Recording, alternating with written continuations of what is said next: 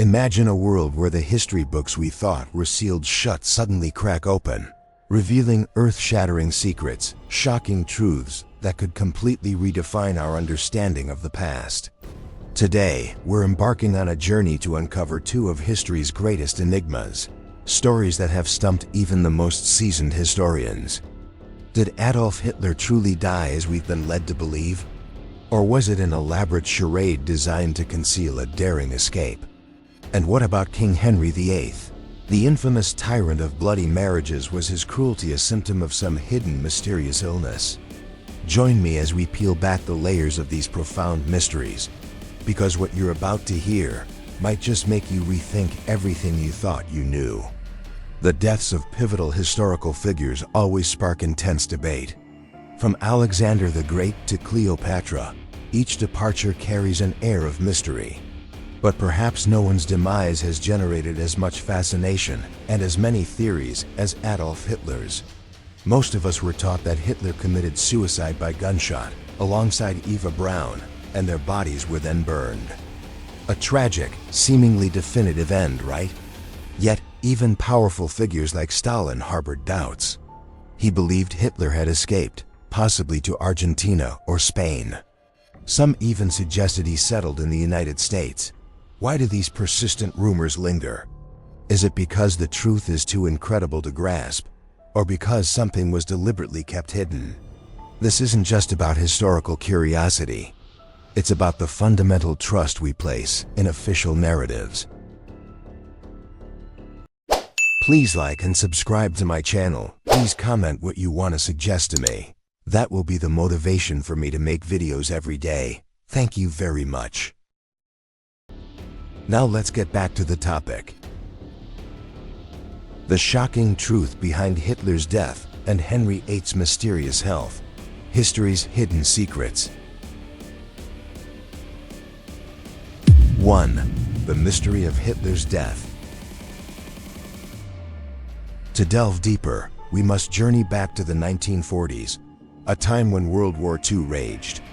Amidst this chaos, a top British intelligence agency, MI5, took an extraordinary step.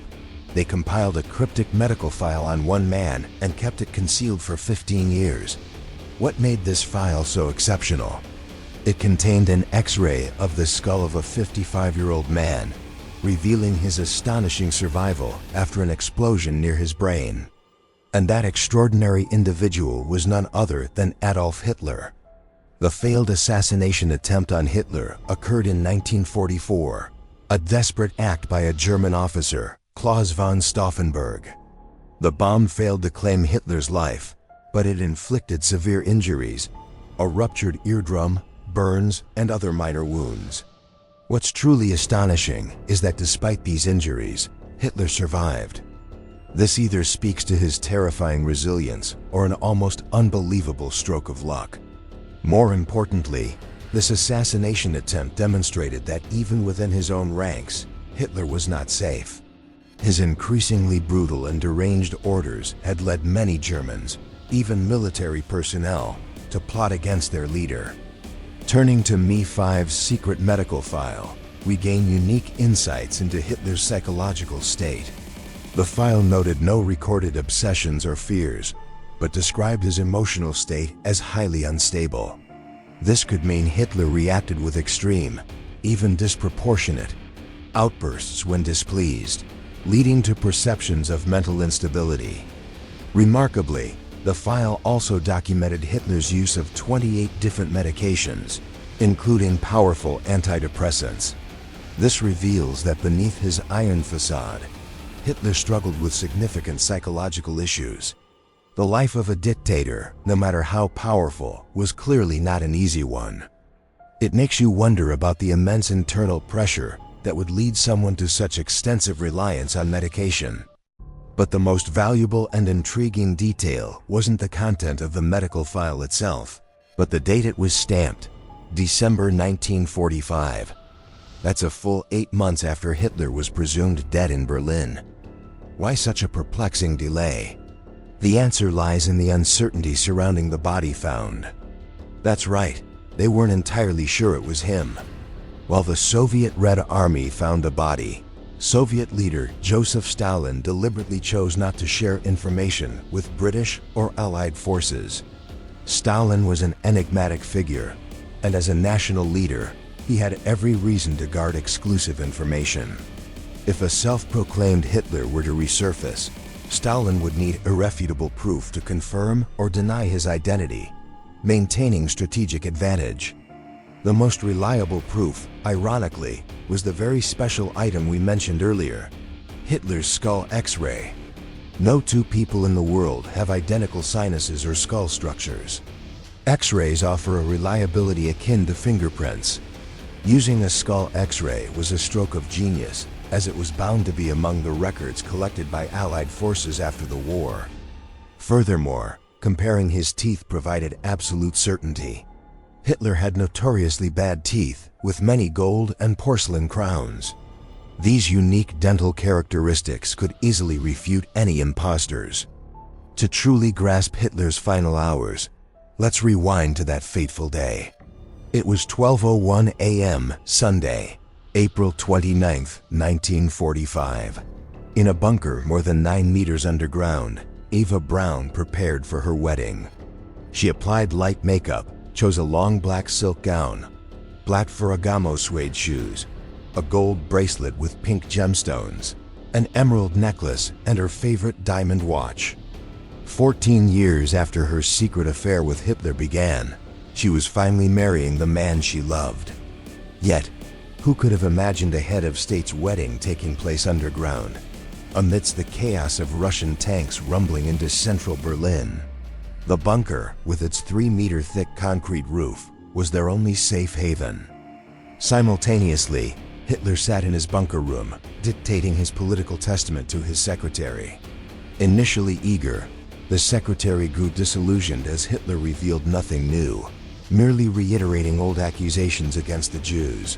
Afterward, Hitler met his generals in the conference room. For half an hour, he raged, screaming about their failures, deceit, corruption, and betrayal. It was the first time he truly admitted defeat, a rare, raw glimpse into the collapse of a dictator. On April 30, 1945, news of Mussolini's death deeply shook Hitler. The Italian dictator's body had been dragged through the streets by an angry mob and hung upside down. Hitler issued precise instructions for the disposal of his own body after his death. He and Eva then retired to their private room and locked the door. A gunshot rang out. Officers burst in to find Hitler on a sofa, his head spattered with blood. He had taken a cyanide capsule before shooting himself in the right temple. Eva lay beside him, having only taken poison. Officers wrapped both bodies in blankets, carried them outside near the bunker entrance, doused them with petrol, and set them alight. The Soviet Red Army reached the bunker on May 2nd. At this point, the stories about Hitler's death and body became increasingly convoluted. On May 4th, the Red Army displayed a body identified as Hitler, only to retract the claim, stating it was a body double. Then, Marshal Stalin himself confirmed that Hitler was still alive, hiding in Japan, Argentina, or Spain. U.S. Secretary of State James Burns, on May 17th of the same year, echoed Stalin's claim that extensive searches by investigators found no trace of Hitler's body and no concrete evidence of his death. Various rumors spread. He was seen in Dublin, Ireland, disguised as a woman. Speculation about Hitler continued for generations. Notably, the rumor that Hitler and Eva escaped by plane on the morning of April 30th was refuted by the bunker's nurses, who confirmed he had bid them farewell. However, the most compelling evidence regarding Hitler's survival after Berlin's fall might reside in Russia. A skull fragment with a bullet hole, long believed to be proof of Hitler's suicide, was displayed in Moscow. In 2009, Nick Bellantoni, a scientist from the University of Connecticut, traveled to Russia to examine the fragment. Before even conducting DNA tests, Bellantoni suspected the bone was not from an adult male. Upon closer inspection, it appeared too small and thin. Adult male skulls are typically denser. It seemed more likely to be from a woman or a young man. The DNA test results then shocked both intelligence agencies and scientists. The fragment belonged to a woman between 20 and 40 years old.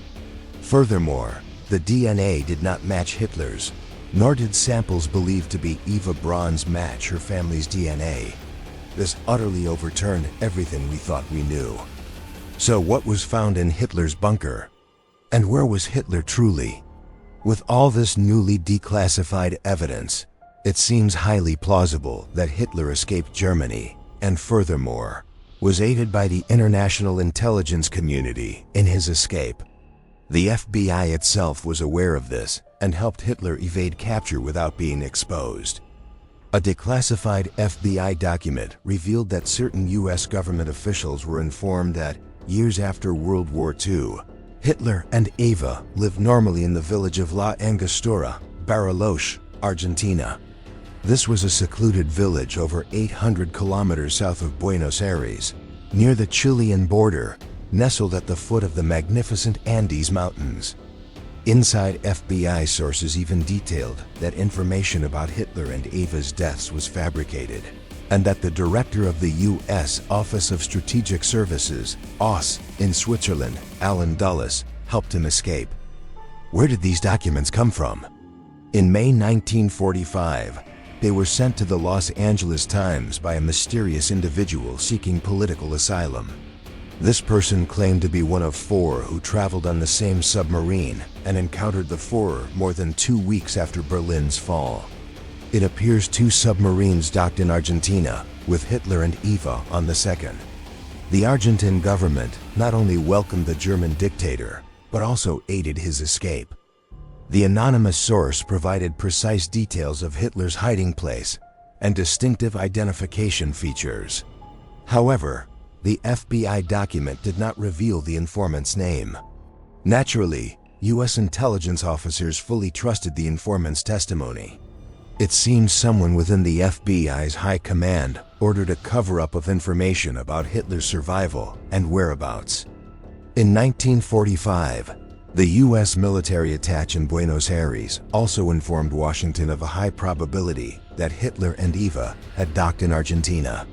Investigations confirmed that the German submarine U-530 appeared off the Argentine coast. Contemporary newspapers also reported that the Analco Villa, built in 1943 by architect Alejandro Bustillo in the popular style in La Angostura, was renovated for German escapees. 2. The mystery of Henry VIII's health.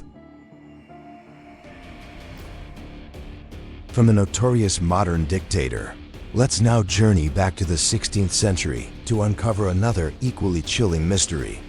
King Henry VIII. He stands as one of England's most famous monarchs, but also one of its most brutal tyrants. The story of his execution of Queen Anne Boleyn for treason vividly illustrates his savagery. Anne Boleyn, England's exquisite queen, was beheaded at just 30 years old. Truly terrifying. But what drove a king to such merciless acts? Was it merely his despotic nature, or was there a deeper underlying cause? Historians have spent countless years researching and hypothesizing about the strange illnesses Henry VIII suffered from. They believe the dictator's cruelty stemmed from these peculiar conditions. Henry VIII was notorious for developing health obsessions that stumped English medicine of his time, and even well into the early 21st century. These inexplicable illnesses struck Henry VIII in middle age and led to a series of miscarriages for his wives. Henry VIII indeed struggled greatly to secure a male heir. A recent study proposed that King Henry suffered from a genetic condition linked to the X chromosome and possessed a rare blood type. This could explain his extremely eccentric and somewhat savage temperament. Researchers hypothesize that King Henry had a condition related to the X chromosome and a rare blood type called Kel-positive. Only about 9% of the Caucasian population has this blood type. When a Kel-positive man conceives with a Kel-negative woman, there's about a 50% chance of an immune reaction occurring in the woman's body, directly attacking the developing fetus.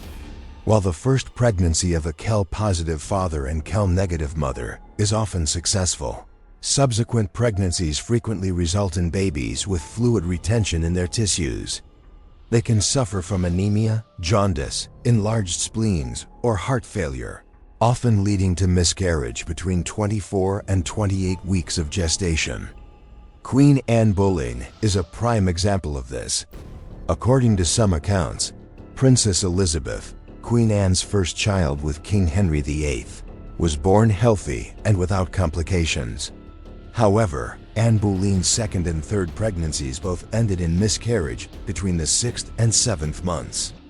In addition to the rare blood type affecting King Henry VIII's health, researchers also suggest that the king suffered from a rare genetic disorder called McLeod syndrome, linked to the X chromosome. This condition typically affects only males and usually manifests around age 40 with symptoms including cardiovascular disease, mobility issues, and primary psychological syndromes like paranoia and mental deterioration. Perhaps McLeod syndrome is the key to explaining King Henry VIII's mental health issues.